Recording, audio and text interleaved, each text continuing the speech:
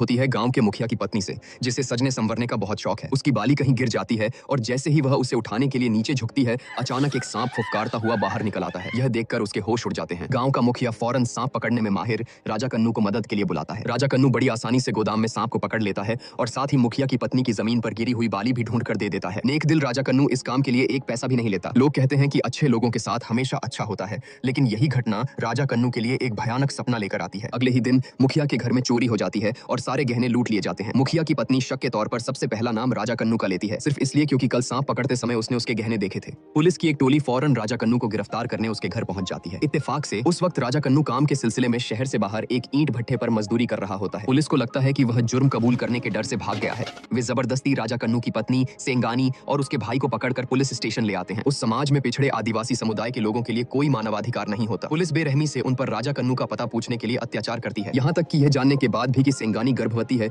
वे जरा भी रहम नहीं दिखाते। दूसरी ओर ईंट भट्ठे पर मेहनत कर रहा राजा कन्नू इन सबसे पूरी तरह अनजान था। जब पुलिस उसे पकड़ने के लिए भट्ठे पर पहुंचती है तो वह वहां से कुछ ही देर पहले निकल चुका होता है। इससे पुलिस का शक और भी गहरा हो जाता है कि चोर वही है। राजा कन्नू अपनी मजदूरी के पैसों से अपनी बेटी के लिए एक तोहफा खरीदता है। जब वह खुशी खुशी घर की ओर जा रहा था, तभी अचानक दो लोगों ने उसे दीवार से सटाकर दबा दिया। जब पुलिस वहां पहुंचती है तो वह बिना कुछ कहे पहले उसे पीटती है। राजा कन्नू, जो पूरी तरह से हैरान और बेखबर था, उसे पीटते हुए पुलिस स्टेशन ले जाया जाता है। उसके पहुंचने के बाद ही उसकी पत्नी को रिहा किया जाता है। उनसे चोरी का जुर्म कबूल करवाने के लिए पुलिस उन्हें उल्टा लटका देती है और बेरहमी से मारती पीटती है। इतना ही नहीं, उनके जख्मों पर मिर्च तक मल दी जाती है। अगले दिन जब सेंगानी अपने पति से मिलने आती है तो राजा कन्नू का पूरा शरीर घावों से भरा होता है। उसका भाई अब और दर्द बर्दाश्त नहीं कर पा रहा था और झूठा जुर्म कबूल करने के लिए तैयार था, लेकिन राजा कन्नू इसके लिए राजी नहीं हुआ। उसका मानना था कि जख्म तो कुछ दिनों में भर जाएंगे, लेकिन इज्जत एक बार चली गई तो दोबारा कभी लौट कर नहीं आएगी। उन्हें वकील चंद्रू के बारे में पता चलता है। वे चंद्रू से मिलते हैं और उन्हें शुरू से लेकर अंत तक पूरी घटना बताते हैं। लेकिन जब चंद्रू पुलिस की जांच रिपोर्ट देखता है तो उसे पता चलता है कि हालात उनके बहुत खिलाफ हैं। रिपोर्ट में लिखा था कि वे हिरासत से भाग गए थे,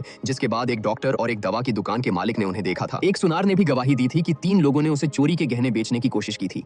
सारे सबूत इसी ओर इशारा कर रहे थे कि गहने उन्होंने ही चुराए थे और सजा के डर से भाग गए थे। लेकिन चंद्रू को पूरा यकीन था कि राजा कन्नू निर्दोष है और यह सब पुलिस की पुरानी चालें हैं। वह सेंगानी को हाईकोर्ट में मानवाधिकार याचिका दायर करने और मामले की दोबारा जांच की मांग करने की सलाह देता है। यह एक बहुत मुश्किल लड़ाई होने वाली थी। कोर्ट में पुलिस का वकील यह कहकर याचिका खारिज करने की मांग करता है कि उनके पास पुख्ता सबूत और गवाह हैं, लेकिन चंद्रू पुलिस रिपोर्ट की सच्चाई पर ही सवाल खड़ा कर देता है और पुलिस के गवाहों से अदालत में जिरह करने की इजाजत मांगता है। क्लिनिक का डॉक्टर और दवा की दुकान का मालिक एक एक करके गवाही देने आते हैं। पहली नजर में सबूत अकाट्य लग रहे थे, लेकिन चंद्रू ने अपनी जांच में कुछ ऐसी खामियां ढूंढ निकाली थीं जो बिल्कुल भी तार्किक नहीं थीं। उसने उस इंस्पेक्टर से सवाल किया जिसने जांच रिपोर्ट तैयार की थी, दवा की दुकान पुलिस स्टेशन से कितनी दूर है और किस दिशा में है। मामले की इन बारीक जानकारियों के बारे में पूछे जाने पर इंस्पेक्टर एक भी सवाल का जवाब नहीं दे पाया। यह साफ था कि पुलिस ने बिना कोई जांच किए ही रिपोर्ट तैयार कर दी थी। चंद्रू अदालत को बताता है कि उसने खुद उन जगहों की जांच की थी। क्लिनिक पुलिस स्टेशन के पूर्व में था और दवा की दुकान पश्चिम में। अगर वे भगोड़े होते तो अलग अलग दिशाओं में क्यों भागते। इसके बाद चंद्रू जांच रिकॉर्ड की 2 फोटोकॉपी पेश करता है और साबित करता है कि 2 अलग अलग लोगों के बयान एक ही व्यक्ति की लिखावट में लिखे गए थे। इस सबूत के साथ उसने यह साबित कर दिया कि पुलिस की जांच रिपोर्ट पूरी तरह से मनगढ़ंत और जाली थी, जिससे पुलिस के सारे दावे एक झटके में खारिज हो गए। जब इंस्पेक्टर को लगा कि अब झूठ छिपाया नहीं जा सकता तो उसने रिपोर्ट में जालसाजी करने की बात स्वीकार कर ली। दूसरे गवाहों ने भी मान लिया कि उन्होंने पुलिस के दबाव में आकर झूठी गवाही दी थी। पुलिस का बुना हुआ झूठ का जाल सबके सामने तार तार हो गया और अदालत में उनकी बहुत बेइज्जती हुई। अब इस मामले की जांच और भी ऊंचे पद के पुलिस अधिकारियों तक पहुंचने वाली थी। यह देखकर पुलिस ने एक और घिनौनी चाल चली। सेंगानी पर केस वापस लेने का दबाव बनाने के लिए उन्होंने दिन दहाड़े उसकी बेटी को अगवा कर लिया।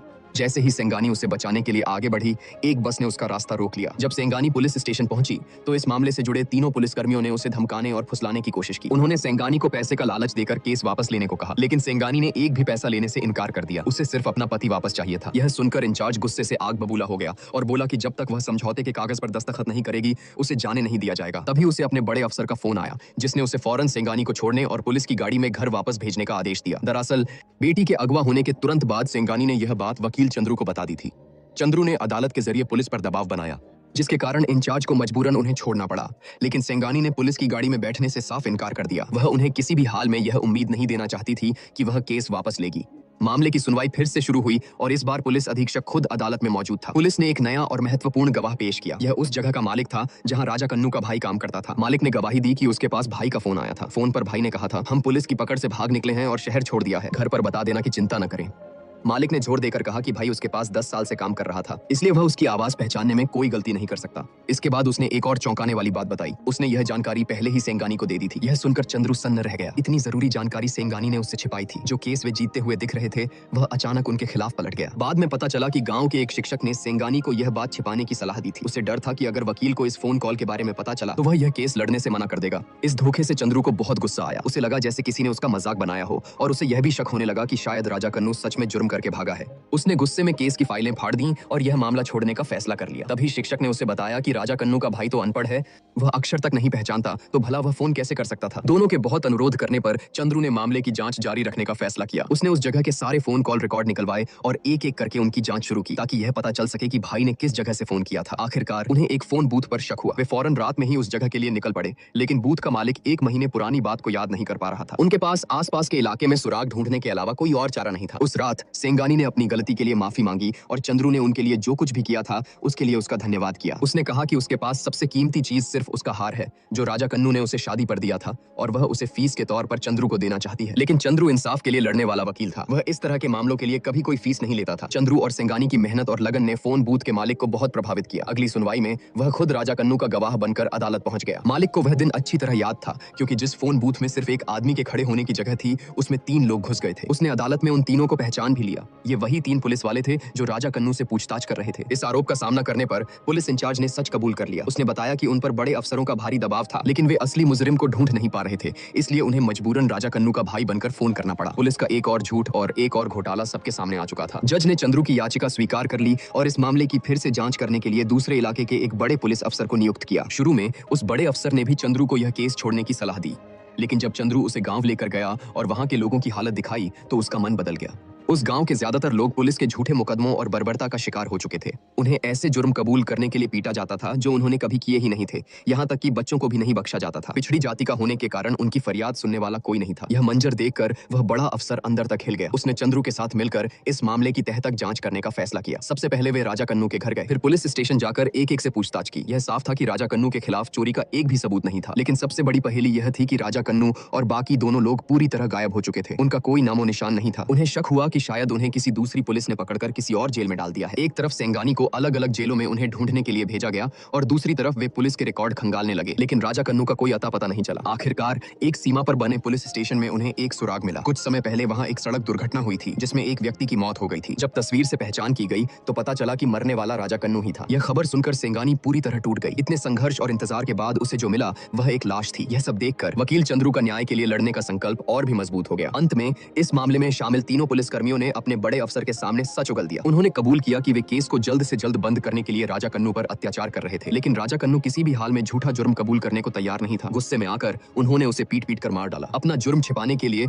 उन्होंने राजा कन्नू की लाश को एक गाड़ी में डाला और उसके दोनों भाइयों को भी साथ ले गए ताकि यह कहानी बना सकें कि तीनों जेल से भाग गए हैं। फिर उन्होंने डॉक्टर और दवा की दुकान के मालिक को रिश्वत देकर झूठी गवाही दिलवाई। इसके बाद उन्होंने राजा कन्नू की लाश को सड़क के किनारे फेंककर उसे एक सड़क हादसे का रूप दे दिया, लेकिन पुलिस अधीक्षक ने अपनी साख बचाने के लिए उन तीनों का साथ दिया। उसने अदालत में यही कहानी दोहराई कि राजा कन्नू भागने के दौरान एक सड़क हादसे में मारा गया और बाकी 2 लोग डर के मारे अब तक भागे हुए हैं। उसने अदालत से जांच की अर्जी खारिज करने की मांग की, लेकिन चंद्रू ने एक बार फिर पुलिस के झूठ का पर्दाफाश कर दिया। पुलिस ने कहा था कि राजा कन्नू रात 9:50 पर भागा और उन्होंने 10 बजे के करीब अपने बड़े अफसर को फोन पर सूचना दी, लेकिन चंद्रू की जांच में पता चला कि उस रात सिर्फ एक ही कॉल 9:10 पर की गई थी। उसके बाद कोई कॉल नहीं की गई। यह साफ था कि पुलिस एक बार फिर झूठ बोल रही थी। सुनवाई को 10 दिनों के लिए टाल दिया गया। पहले पुलिस के लिए ऐसे मामले आसानी से रफा दफा हो जाते थे, लेकिन इस बार उनका सामना चंद्रू जैसे जिद्दी वकील से हुआ था। यह देखकर कि उनका पर्दाफाश होने वाला है, पुलिस डरने लगी। तभी चंद्रू के दिमाग में एक बात खटकती है जिसे वह समझ नहीं पा रहा था। अगर मालिक को इतना यकीन था कि फोन पर भाई की ही आवाज थी, तो पुलिस ने खुद फोन करने की बात क्यों कबूल की? इसका एक ही जवाब हो सकता था, पुलिस ने भाई के पास खड़े होकर उसे मजबूर करके वह फोन करवाया था।